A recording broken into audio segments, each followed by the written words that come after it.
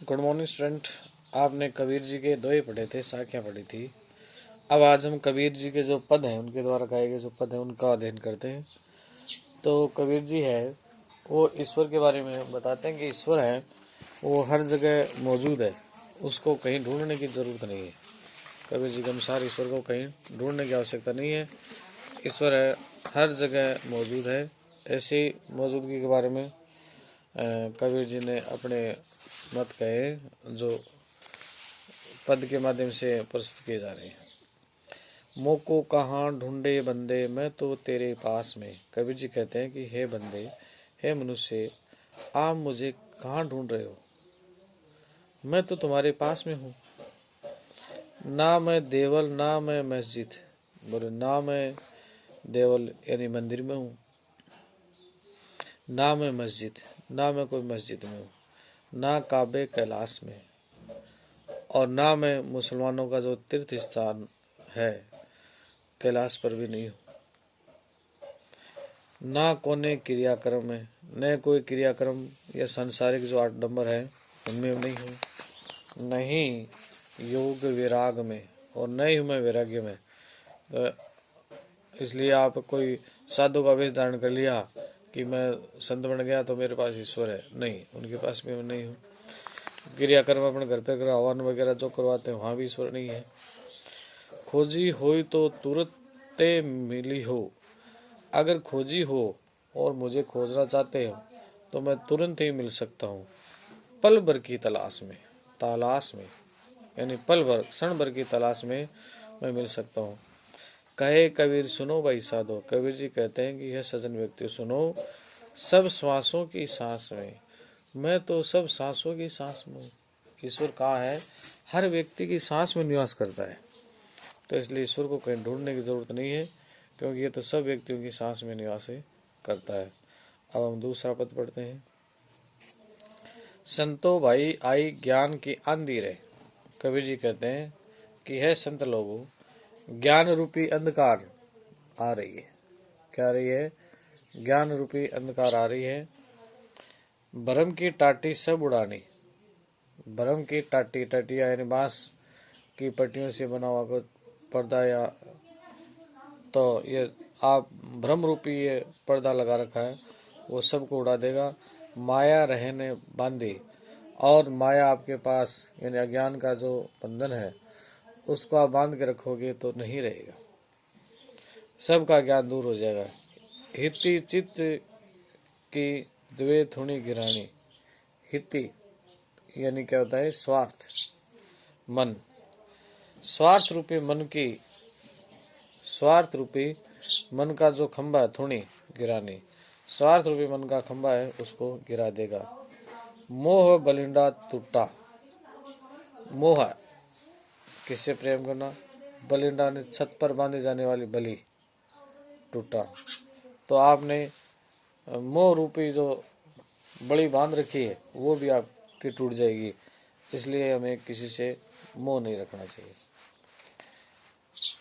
तृष्णा छानी परी घर ऊपरी, तृष्णा, तृष्णा यानी प्यास, चाह, छानी मानी छप्पर,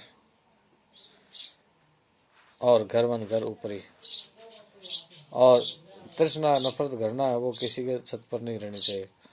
कुबुद्धि का भांडा फूटा, बुरी बुद्धि का है, बुरे विचारों का बर्तन या भांडा है वो फूट जाएगा, नष्ट हो जाएगा। जोग जुगती करे संतो बांधे, जोग मन योग, और जुगती मन योग साधना की स्तुति करे संतो बांधे, संत है वो योग साधना की स्तुति करते हैं।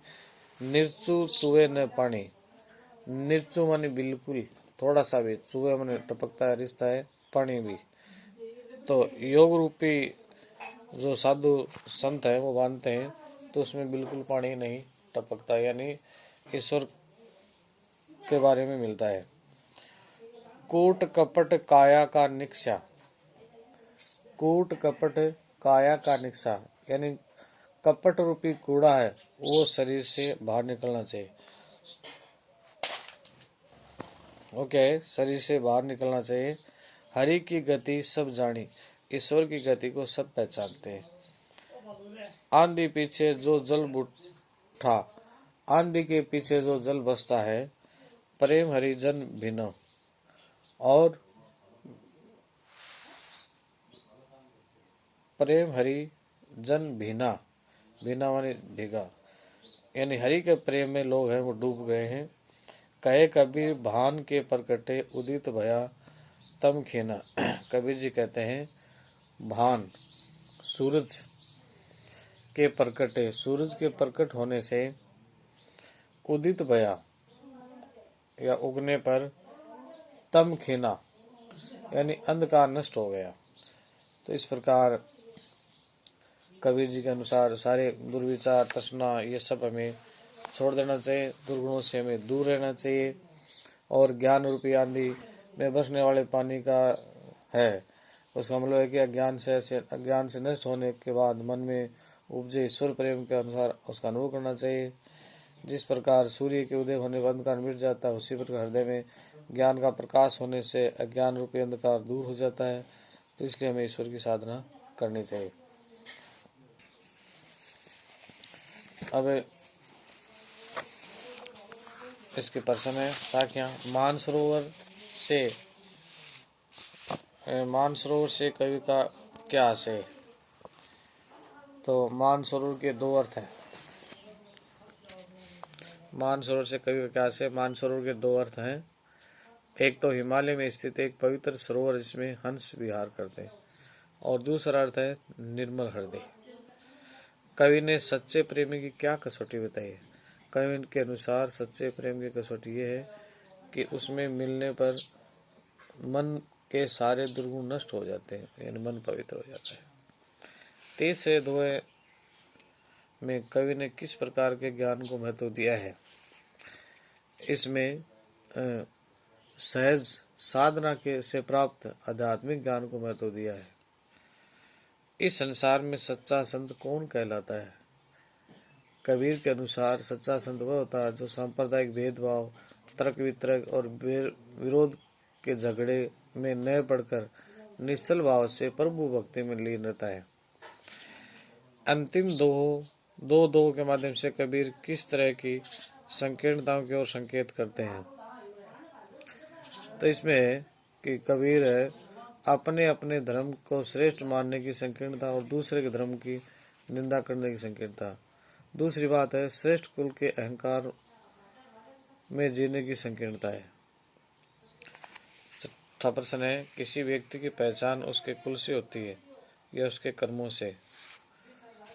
तो किसी हर व्यक्ति की पहचान है उसके कर्मों से होती है, न कि कुल से। प्रश्न नंबर 1 काव्य सौंदर्य स्पष्ट कीजिए। तो इन सब के बारे में करना आपको, ये शब्द के प्रश्न है, ये भी पाठ में आ गए हैं। और अब हम अगला चैप्टर कल पढ़ेंगे, तब तक के लिए वेट करना। थैंक यू, धन्यवाद।